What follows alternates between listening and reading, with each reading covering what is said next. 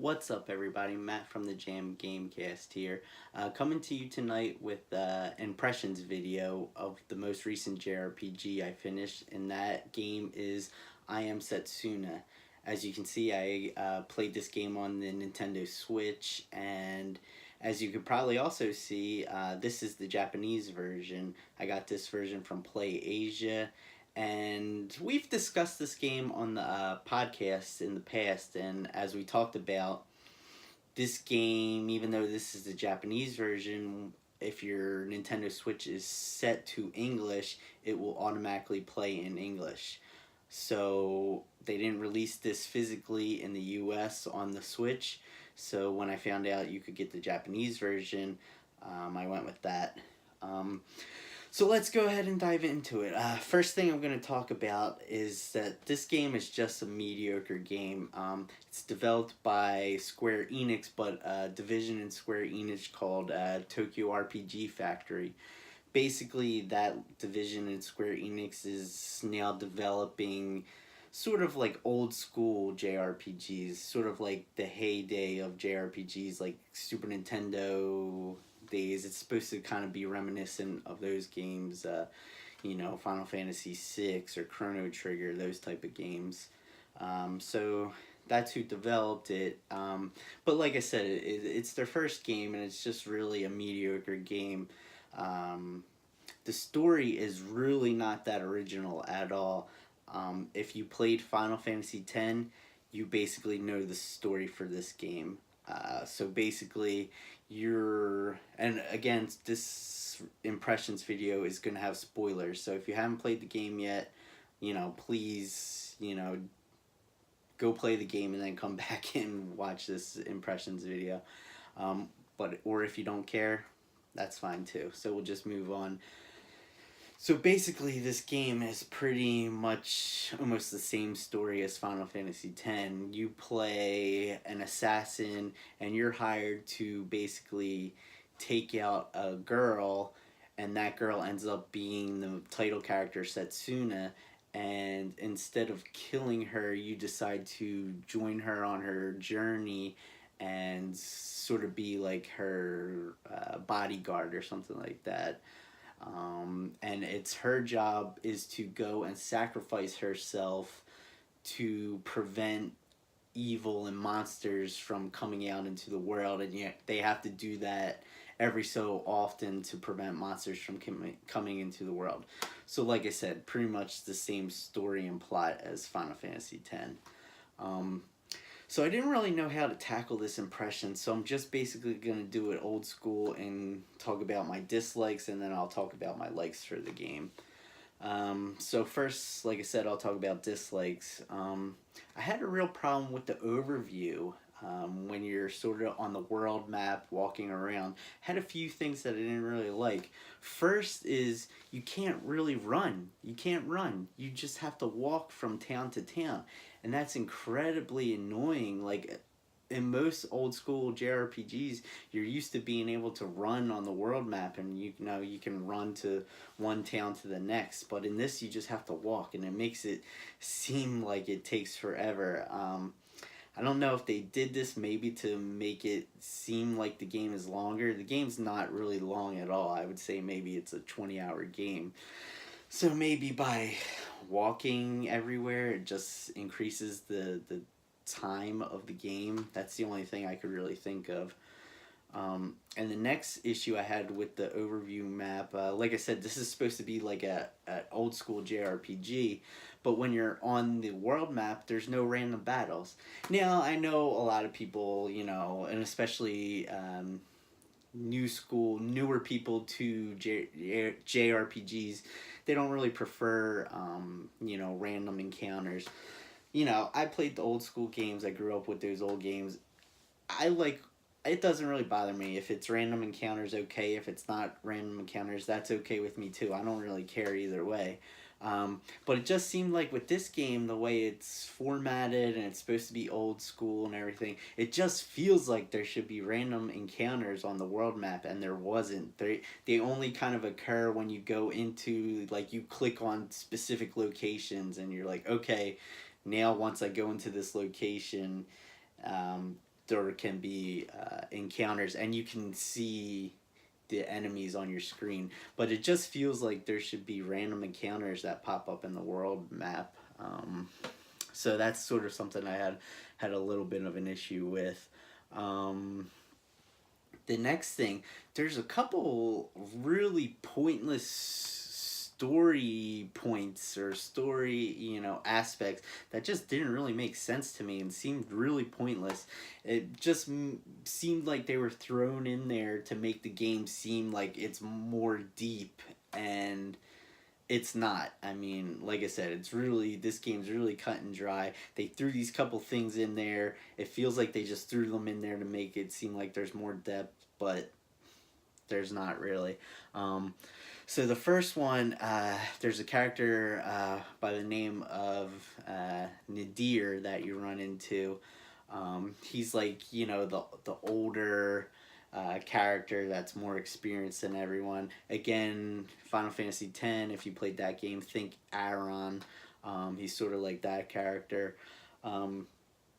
So then it turns out at one point they reveal that this character, Nadir, is actually Setsuna's father. And it just comes out of nowhere. You're just kind of like, oh, okay, well, he's her father. But then they don't really go anywhere with it. And actually, I'm thinking back, and I don't even think it ever gets revealed to Setsuna that Nadir is her father. So it's kind of like, why did you throw that in there?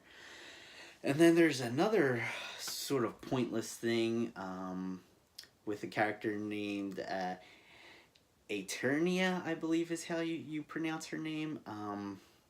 So as they travel on and they kind of get towards the end of the game, it turns out that there's like this character who they call the Time Judge, and there's sort of like a not really time travel aspect to the game, but there's like a point where this Time Judge keeps replaying this scenario out until they get the perfect scenario where they can finally, end this once and for all, and they don't have to keep doing sacrifices. So they keep playing that out, and it turns out that this character, Eternia, is just a clone of the Time Judge. They just kind of threw that in there, and you're just kind of like, oh, okay. And that's kind of it. I don't really know what else to say about it. It doesn't really add anything else to the game, and you're just kind of like, okay, it seems like they just threw that in there just to have something else to talk about, but it doesn't really add anything for me. So those are really the main aspects I didn't like about the game. Now, I do have things I did like about the game. First of all, the ending. The ending is beautiful. Beautiful ending. Great ending for the game. And I've read some things online about the ending. Some people try to say that there's just like one clear-cut thing that, happens in the way you should interpret it. But I actually have a theory that you can interpret it a couple different ways.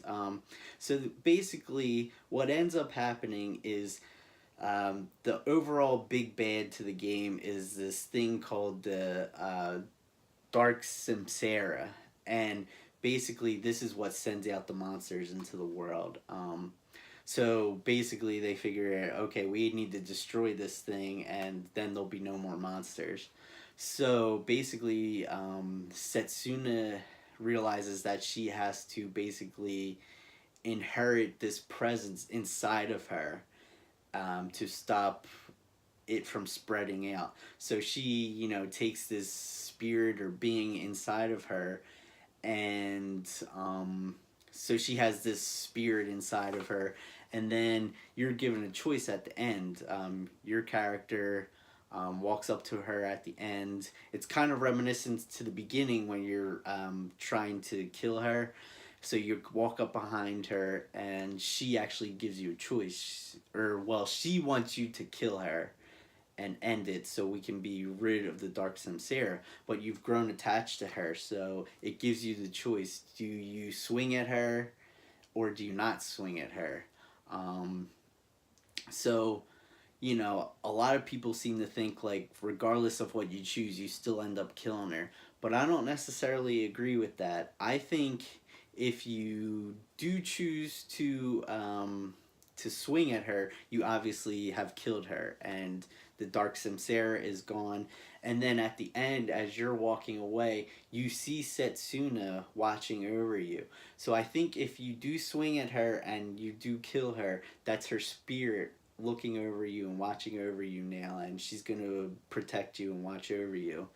Um, but I also think if you don't choose to swing, I think if you choose no, you don't want to swing, I think that you walk away, and when the player sees Setsuna, that's actually her physical body watching you and watching over you.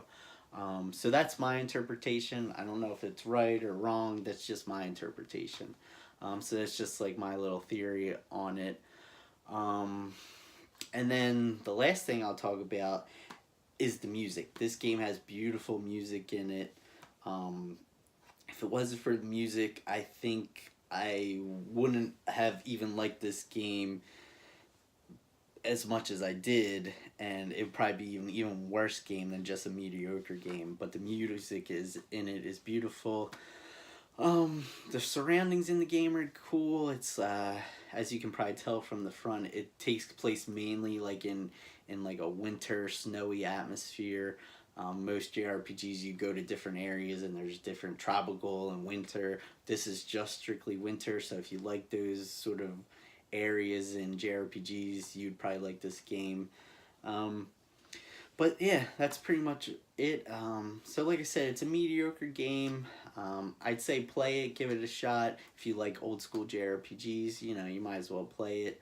Um, it's a, like I said, mediocre game put out by Square Enix, or you know, Tokyo JRPG or Tokyo RPG Factory. Um, so yeah, if you enjoyed this video and want to see other videos, I have other impressions videos on here. Me and my brother do a podcast. I do collection videos. Give me a like, thumbs up, share, whatever you want. I appreciate any support that you offer. And until next time.